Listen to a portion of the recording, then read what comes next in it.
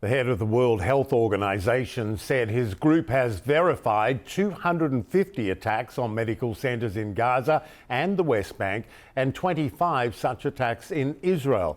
Éirin Martin is project coordinator for Médecins Sans Frontières, also known as Doctors Without Borders. She joins me now from Jnin in the occupied West Bank. And thanks for doing so. MSF's statement this week on the West Bank about Jnin says, quote, there has been a surge in violence with widespread bombing and shooting. You're there in Jnin. What sorts of incidents have you and your staff been witnessing?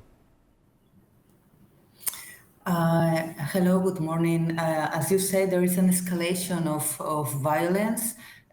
We've seen during all this year, month after month, that the escalation was really, the violence was really increasing. But then in the last days, I can see that there is not accountability anymore. So we've been in the hospital, we've been shot in the hospital. Once it was like next to me.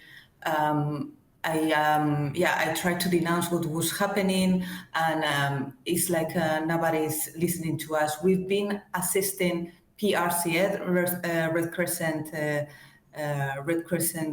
paramedics from an ambulance.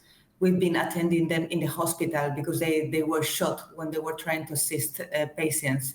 So we can see the violence, of course, existed before 8th of October. And that's why the reason we were here, because the hospitals were not prepared to attend these mass casualties.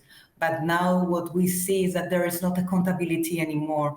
The Israeli troops are coming every night, are entering the city, are destroying the streets, the roundabouts, the residences. They are evacuating people, trying to search people suspicious, and many times, they kill a big number of people.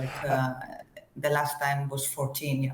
I've seen videos of Israeli IDF bulldozers tearing up streets and so on. In the West Bank in general, not just Jnin, as you point out, there's been increasing IDF raids, also settler attacks on Palestinian civilians. You've got a growing death toll, growing anger. How would you describe the overall situation in the West Bank for Palestinians?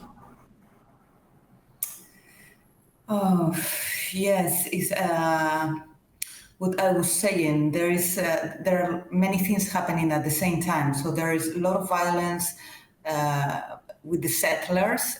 There've been already 1,200 people displaced because of the settlers, attacks from the settlers, or even they are demolishing houses, the Israeli forces. Then we have also the troops, the forces coming into the cities and detaining people. 2,500 people have been detained until now.